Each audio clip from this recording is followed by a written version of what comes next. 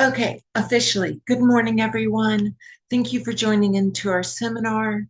We are just humans. I am Rebecca Bishop, your speaker for today. And today we're going to talk about why science matters. As just humans, we are a 501c3 research to action nonprofit. We are highly equity focused and driven in all that we do and pursue. We believe that scientific research is the staple for proving that equity is a just and practical model for human society, and that when all humans are treated more equitably, we have more educated and more healthier and robust societies. We believe that education and learning are key to growth and that all humans deserve food, housing, and healthcare. The humans at Just Humans are myself, Rebecca Bishop. I'm the founder and president. We have our outstanding treasurer, media director, Alyssa Durham, and our truly fantastic vice president and secretary of the board, Lex Grassi. Today's seminar objectives are to understand and cover the topics of what is science and how does it function? What impacts does science have on our daily lives? Is science critical for human growth? And what are the dangers of defunding science? To start this, we'll start by setting up some foundational knowledge. Science is a systematic process used to build and organize knowledge. Its primary principles are based on observation, experimentation, and generating data-driven, evidence-based reasoning. And these are essential to keeping science cohesive and strong and creating principal findings in how the world and biology are governed. Science relies on two primary key features to do this. Reproducibility, meaning others can come to the same conclusions when performing the same experiments, and falsifiability, meaning theories can adapt and change over time with new evidence and data. This falsifiability aspect of science is often one of those components that when the politicizing of science occurs, tends to be used to speak negatively against science. However, this falsifiability aspect of science is what keeps it so pristine and capable of generating true cohesive understandings of our world. Science is a systematic and data-driven framework. It's used for investigating questions and coming to empirical understandings. And these principles keep it from being a belief-based system. It's dynamic and self-correcting and highly iterative. This self-correcting behavior comes from that falsifiability that we were kind of just discussing on. The ability for science to grow and change over time as new procedures and technologies become available for us to better assess questions and analyze much larger data sets. This makes science a powerful tool for human advancement. Ultimately, science is built upon the scientific method, the ability for scientists to move from observing phenomenon in nature and biology, asking questions about these observations, and then generating hypotheses based on these questions. The hypotheses generation relies on forming a hypothesis of this may be different than this, and a null hypothesis of this was found to not be different from this. Scientists then develop experimentations and methodologies to actually assess that hypothesis and null hypothesis to statistically determine if there is indeed a difference when approaching these outlooks to assessing their questions.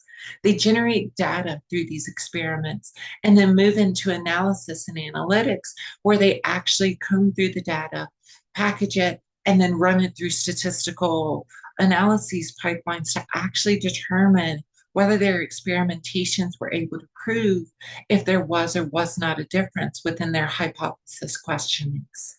They then report these conclusions. Did the hypothesis fail to reject that there was a potential difference, or did the null hypothesis fail to reject indicating that there may indeed not be a difference when experimented upon. These conclusions are reported, sent through a peer review process, and then published, all of which we'll approach a little more in detail as we move through this seminar. It's also really important when developing foundational knowledge on the topic of what is science before moving into how does science impact our lives and why does defunding science matter so much. We need to really look at what are scientific questions and the claims that come from asking scientific questions compared to purely opinion-based claims in and of themselves.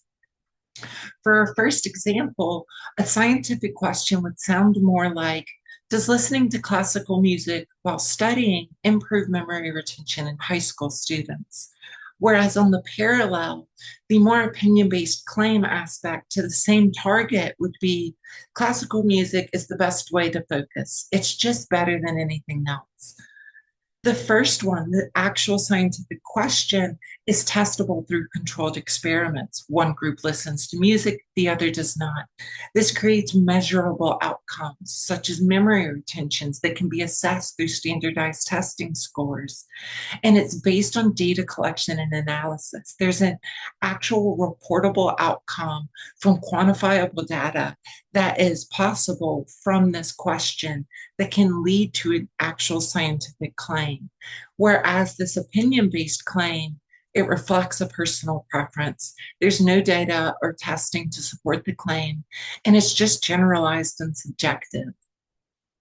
Another example of this would be for scientific questioning. What effects does daily exposure to nature have on stress hormone levels in teenagers? On the parallel to this, a more opinion-based claim would be, nature is the best therapy, it's just better than medication. For the first, the assessment is, this question can be tested using hormone levels, measurements such as cortisol, and the results can be repeated and peer-reviewed.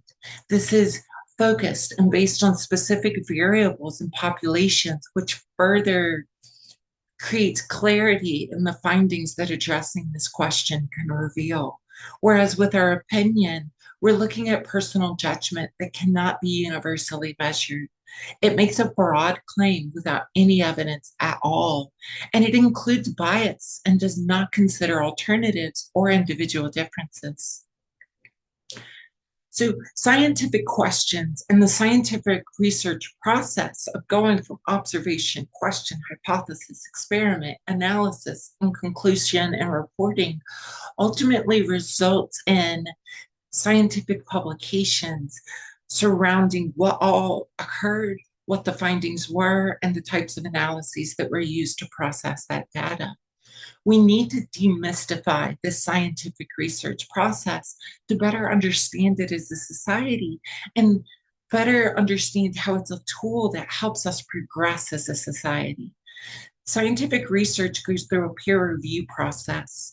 It's based on empirical evidence. Scientific research relies more on primary rather than secondary resources, and it has the two large principles of reproducibility and transparency. Each of these topics we're about to dive into in a little more detail. The peer review process is a quality check performed by other scientists. It's rigorous and can lead to studies and papers being denied or entirely revamped. It ensures honesty and accuracy, ensuring that research was performed properly and that the conclusions actually make sense when reviewed by experts in that field. It is not a perfect process, however, but it does greatly ensure that junk science is kept out of very credible research journals. A topic that Just Humans is launching an entire online course of 6 modules to help everyday citizens actually learn how to better interact with science in their daily lives. An example of the peer review process is a clinical trial for a new cancer drug goes through multiple testing phases.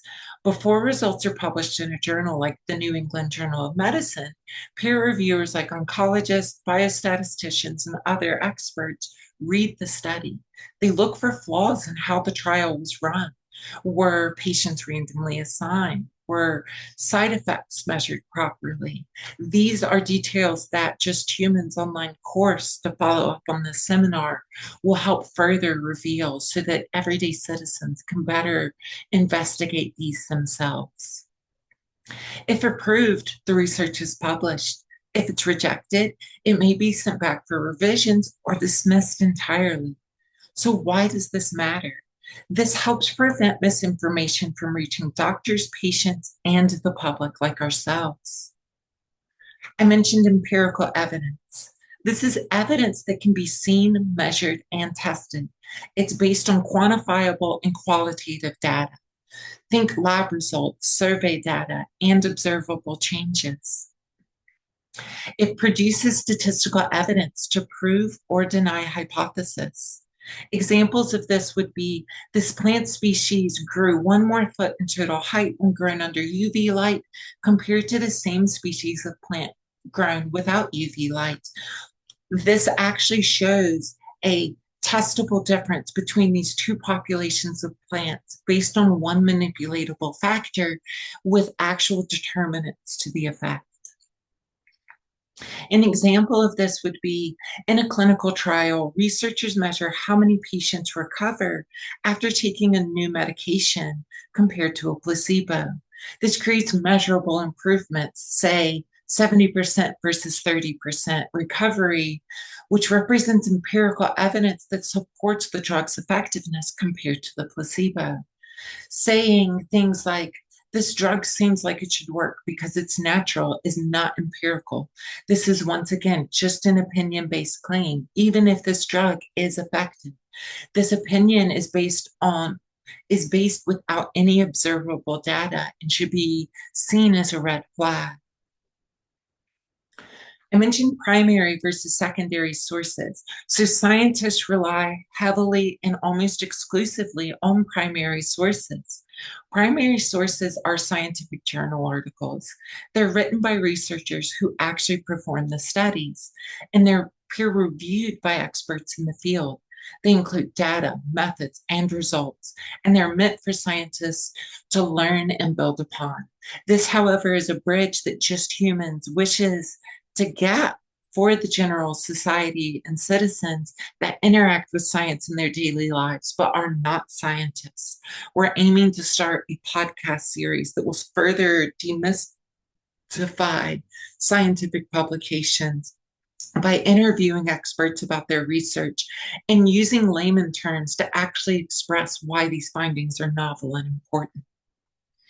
Secondary sources are news articles and YouTube videos, the New York Times, and any kind of video, even such as this right now, is a secondary source. It's written by someone explaining or someone summarizing scientific research findings. It's easier to understand, but it can often leave out critical details. It's often incorporated with opinion bias claims, which dilute the accuracy, which means that secondary sources should truly be used with caution. Viewers should always check where the information came from and follow up with the primary source themselves as well. An example of this would be a primary source is the original clinical trial published in a peer-reviewed journal. It includes the method, data, and analysis. A secondary source might be a news article titled, "New Miracle Drug Could Cure Cancer." This highly oversimplifies the findings. It's not relying on the data, and it's not reporting anything about the methods, population sizes, and analytical techniques that were used to assess the findings. Why does this matter? The article, "New Miracle Drug Could Cure Cancer," may ignore things like side effects, sample sizes, which might not be fully accurate, or whether the results were preliminary or not. Readers should be highly cautious and trace back to the original study when possible. Reproducibility is critical. Other scientists can and do read the methods and results and are capable of replicating the study and achieving the same results. This is highly essential and has occurred where scientists have attempted to replicate studies and not been able to do so, and those findings were revoked. This keeps science accountable because non-reproducibility is reported allowing for further investigation and accurate claims to be made upon the proposed hypothesis. That critical, huge feature of science to be self correcting and iterative, that falsifiability that allows science to always navigate itself closer and closer to the truth. Transparency is essential to this process as well. The researchers must fully and adequately express their methods so that others can verify proper analysis and then attempt the reproducibility. Without both of these components, reproducibility and transparency, results could just be a guess or found through luck, or even worse, they could be completely inaccurate. An example of this would be a 2020 preprint where a study shared online data and findings before a peer review process occurred. They claimed that vitamin D reduces COVID-19 severity. A media outlet ran with this claim, but then later researchers repeated the study with much better methodologies, and the results did not hold up. The original preprint didn't share full data or control for key factors like age or pre-existing conditions, showing a lack of transparency and why, as viewers following secondary sources, we should always follow up with the primary source and look into how was this study assessed. Why does this matter? This shows why reproducibility and transparency are so essential. Science is stronger when other experts can verify it, and we as the public follow up on making sure that these scientists maintained transparency and allowed for proper reproducibility in their studies. So, how does science affect humans? We've taken a really good look at science, the scientific methodology, how science is kept accountable and self correcting, but how has this impacted human progress over time? Science has shaped and changed our daily lives for the better in almost every aspect. The history of science is deep with many significant milestones along the way. Just a few of these would be clean water and sanitizations that took off in the 1850s, vaccine and smallpox eradications, which really took off through the 1930s and 1980s, the internet and modern computing, which saw its big boom from the 1950s and 1990s, growing to this day, GPS and satellite communications, which saw their big boom through the 1970s and 2000s and is also still growing to this day. And as a final example, we have genome sequencing and personalized medicine, which has seen its big boom from the 2003 to 2010s and is also still growing to this day. Clean water and sanitization in the 1850s was made possible by the germ theory from Louis Pasteur and Snow. This led to a major impact in our daily lives, such as sewage systems, water treatment, hand washing campaigns. Before all of this occurred, there were frequent deadly outbreaks, such as cholera and typhoid, that led to millions of deaths a year. Afterwards, we saw a major drop in child mortality and disease rates and deaths. Vaccines and smallpox. The smallpox vaccine and mass immunization strategies led to the eradication of smallpox and greatly reduced burdens of other endemic viruses, such as even the influenza viruses in many different populations. Smallpox was declared eradicated in 1980 by the World Health Organization. Before this, millions died annually from smallpox alone. Now, today, not only are there no deaths to date, but there are 0 global cases of smallpox to date. The internet and modern computing. This was led to by the development of ARPANET, which later led to the development of the modern internet, which impacts our daily lives in so many ways, from our smartphones to our at-home streaming applications. This led to the global access of knowledge, remote work, and e-learning opportunities. Before this, information was so hard to find. It was slow to share, and it was bulky to archive and then later search. Now information is instant, searchable, and highly interconnected, which is leading to faster and faster growth in human society. GPS and satellite communications. This was led to by a discovery from the launch of satellite systems for location tracking and communication, but now once again impacts the ability for the internet to grow and shape our lives. That ability for those at-home streaming services and the GPS that's on our cell phones. It's led to the development of navigation apps, weather tracking, and even disaster response platforms. Before this, we had paper maps. It was really easy to get lost when traveling to new places, and there was very limited early warning to natural disasters. Whereas now we have real-time directions, global coordination systems, and weather prediction services that allow for real-time warning of up and coming impending natural disasters. And finally, genome sequencing and personal medicine to wrap up how science impacts our daily lives. This was led to by the completion of the Human Genome Project back in 2003. This was a worldwide initiative, and it's led to currently more tailored treatments, ancestry testing, and highly efficient rare disease diagnoses and research testing. Before this, we had one size fits all medicine, which was proving highly ineffective and led to the occurrence of very many mystery illnesses that couldn't be fully investigated by current approaches that were lacking true genomics analytics. Now we're seeing the development of precision therapies and improved diagnostics that are leading the way into personalized medicine, where we can actually start breaking down genetic background impacts of an individual on certain health conditions and better tailor their treatments. So let's move into now this kind of big component of science and society. We've looked at what science is, the scientific method, how it's governed, how does it impact our daily lives, but who safeguards and ensures that science continues? We have the National Institute of Health, the NIH. This is a US government-based medical research agency. They fund and conduct research to improve health, treat diseases, and extend lifespans.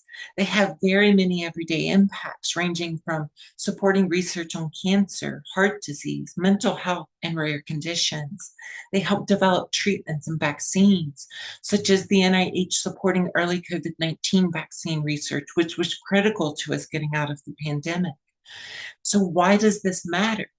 Many medicines and treatments we rely on began with NIH-funded studies. Losing this capacity would be critical to the progress that this country sees. We have the National Science Foundation, the US agency that funds research in all fields of science and engineering, except for medicine, which is handled by the NIH. They promote discovery, innovation, and education across universities and labs, and lead to everyday impacts like funding research that leads to tech innovations like the internet and the growing fields of artificial intelligence. They support STEM education programs in schools and colleges, helping create better sciences for the future to keep finding more impressive understandings that keep propelling society forward. So why does this matter? Basic science creates the foundation for future breakthroughs. Even if we don't see it right away, these small step forwards become giant leaps over time as we can grow and expand upon our questions, hypotheses, and the data that we generate. We have the CDC, the Center for Disease Control and Prevention. They are a national public health agency, and they track and respond to disease outbreaks, set health guidelines, and they educate the general public. They have everyday impacts like influencing the severity of COVID-19, flu, and monkeypox in societies through their response platforms. They create food safety, vaccine schedules, travel advisories, and chronic disease preventions, which all ultimately reduce healthcare impacts on the nation as a whole. So this matters because it helps keep communities safe, healthy, and informed, especially during crises, as we saw just a few years ago. These are critical institutions to America. These aren't just government agencies, they are the backbone of science in public service. They fund the work that scientists do. They translate research into policies and protections, and they safeguard public health, technology, and the environment. Science is not separate from society. It's a tool we use together to improve our world. Currently, and the main reason we're having this seminar today is because there is a massive campaign to defund science in America. In 2025, the Trump administration, through the Department of Government Efficiency, DOGE, implemented unprecedented budget reductions across key scientific institutions. These massive funding cuts to scientific agencies led to the National Institute on Health's budgets being reduced from 40%, from 47 million to 27 million. This may not sound like a lot because 27 billion sounds like a lot of money, but scientific studies that last only 3 to 5 years can cost millions of dollars. And there's hundreds of studies being submitted every year that are sitting at the pinnacle of progressing science and society. So this reduction is going to lead to massive stagnation in science. This includes the elimination of the National Institute on Minority Health and Health Disparities and the National Institute on Nursing Research. The Center for Disease Control and Prevention, the CDC, saw their funding slashed by 44%, decreasing from 9.2 billion to 5.2 billion. The National Science Foundation saw their budget cut by 55% from 9 billion to 4 billion, and now currently have been completely indefinitely halted on releasing any current funds or further awarding any grant funding while under continued review and reformat by DOGE. NASA Science Directorate has seen their funding reduced by nearly 50% from 7.5 billion to 3.9 billion. These cuts have led to terminations of hundreds of research grants, layoffs of thousands of scientists, and the halting of numerous critical research projects. And this is all ultimately made possible by the politicizing of science. Scientific topics such as climate change, public health, and pandemic responses have become increasingly politicized. This politicization undermines public trust in scientific institutes, and it hampers evidence-based policymaking that we need in this country to keep this country as a pioneer and at the forefront of scientific advancement across the world. This politicizing of science has happened in climate science, where programs related to climate change research have faced significant funding reductions, hindering efforts to address environmental challenges. This has happened in fields of public health, where the CDC's ability to respond to health crises has been compromised due to budget cuts and the elimination of key programs. This has resulted in silencing and retaliation against scientists, which creates an unwelcome environment for science in this country and has major impacts that are already being seen. There have been numerous reports of scientists facing retaliation for their work, especially during this recent year. These actions have created a chilling effect, discouraging scientists from pursuing critical research and leaving this country to perform their research in other countries, an effect known as brain drain, which will critically hamper the ability for this country to remain at the forefront of scientific advancement. Layoffs have occurred in this year. Approximately 1,200 NIH employees were laid off, with projections of up to 5,000 job losses in the NIH to be achieved eventually. Program eliminations have occurred. The CDC's Center for Forecasting and Outbreak Analytics has been shut down, which is crucial for pandemic preparedness.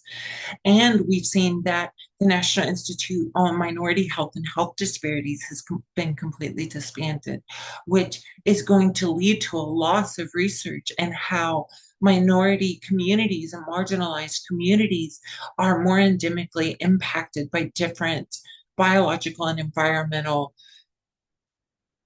events within these communities.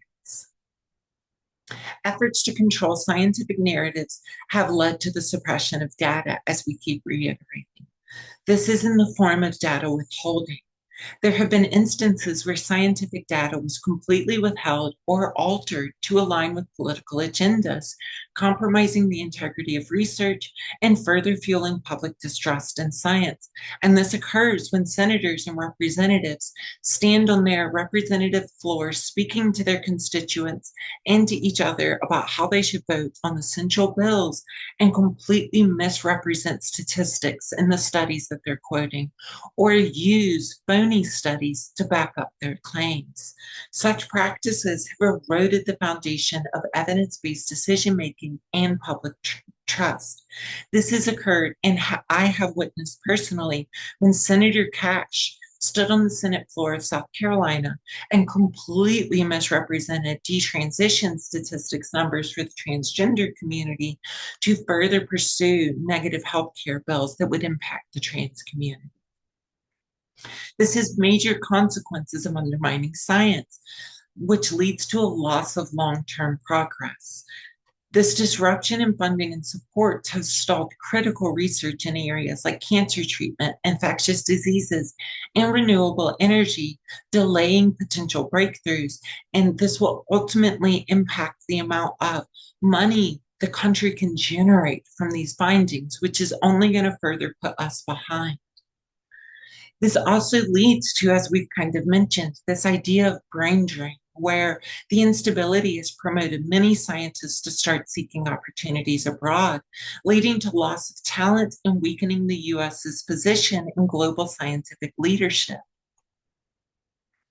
It's resulting in consequences to our public health risks.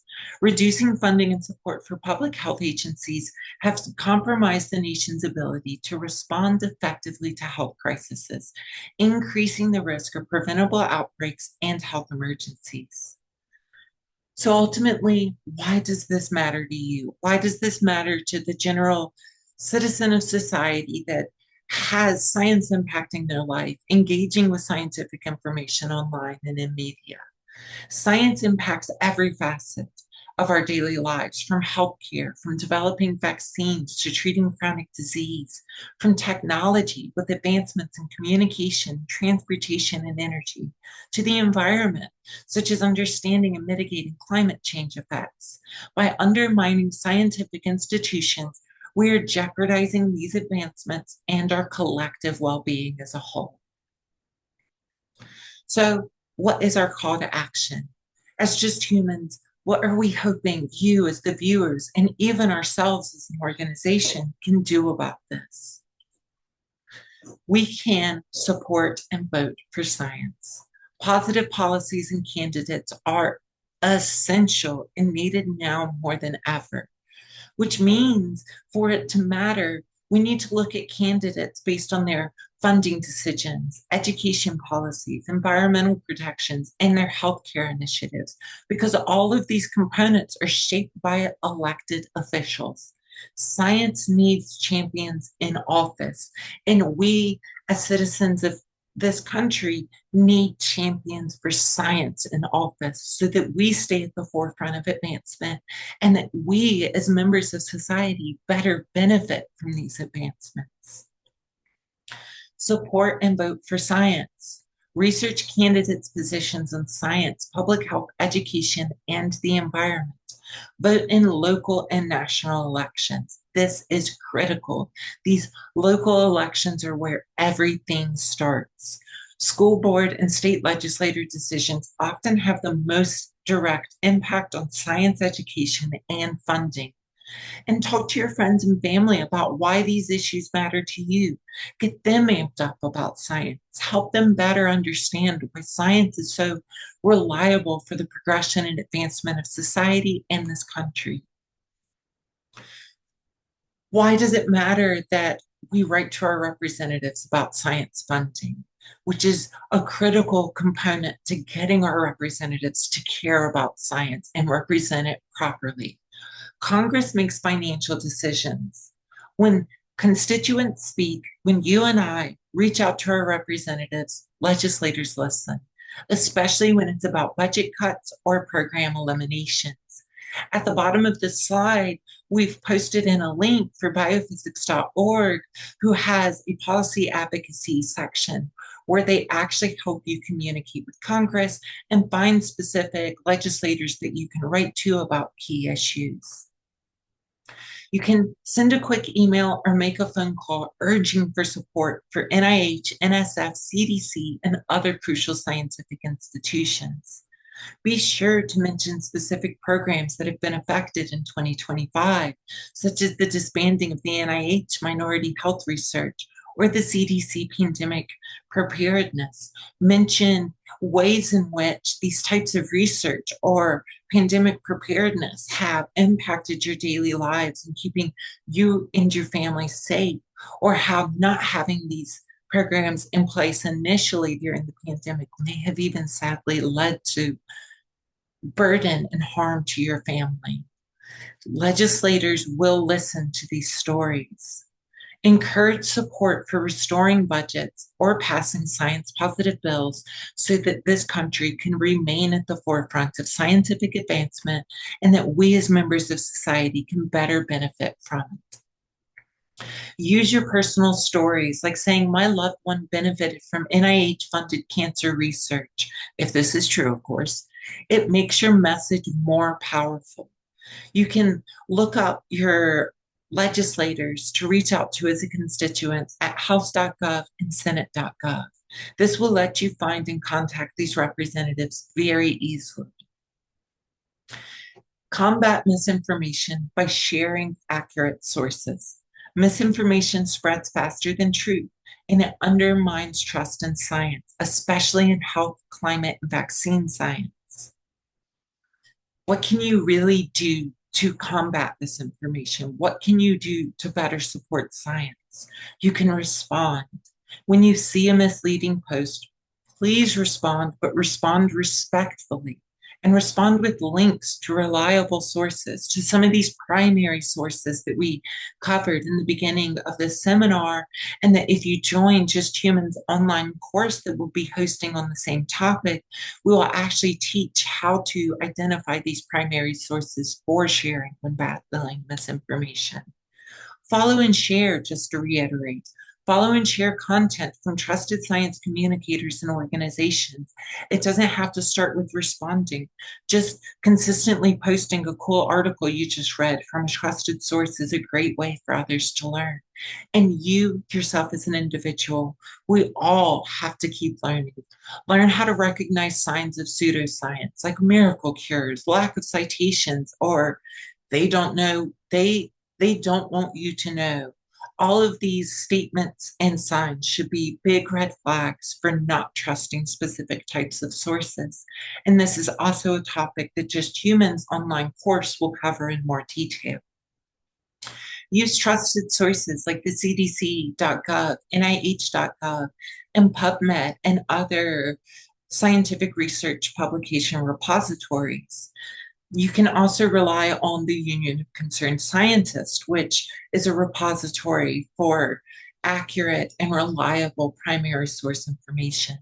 And you can also rely on primary sources like Science News, Nature, Scientific American, and AAAS, the Advancement of American, the Academy for the Advancement of American Science. I apologize. Encourage STEM education and public science communication. A scientifically literate society is more resilient to misinformation and better equipped to solve future challenges. Finally, on this component of what can you do as the viewer, what can we do as Just Humans, and what can scientists do? We can mentor students, volunteer at a science fair, or offer to speak at a school if we happen to have certain forms of expertise. We can promote hands-on STEM programs in local communities to better educate local communities on science, how it functions, and how to better interpret science in our daily lives. And we can support inclusive science education that welcomes all backgrounds and identities. Public science is very, very powerful. Encourage scientists to speak plainly and publicly. When people understand science, they're more likely to trust and defend it. And donate to science-based nonprofits and research initiatives. Independent research institutions and scientific literacy nonprofits depend on donors to survive, especially when federal support is cut. Speak to your legislators about increasing state funding to support research and combat federal grant funding cuts. And contribute to organizations like the AAAS, the American Association for the Advancement of Science. Apparently, I got that acronym wrong a second ago. You can also support the Union of Concerned Scientists, the Public Health Watch, and local university research funds or community STEM programs. Even small donations pulled together can fund scholarships, research, and outreach opportunities, which help create a more robust society and communities. And on a personal note, science has given us vaccines, clean water, the internet, and even the ability to investigate our own DNA. But it's up to us to ensure it continues to serve future generations. Whether you speak up, donate, teach, or simply share what you've learned today, you are a part of the solution, and that is critical. Finally, to wrap everything up, for those watching this recording posted online, I encourage you to comment below to any one of these questions. And if you're here live and want to pop anything in the chat or speak up, please feel free to do so. One, how has science impacted your life personally? Or two, what worries you most about the future of science? And three, what actions are realistic for us as a community? And with that, I open the floor and thank you so much for being a part of this today.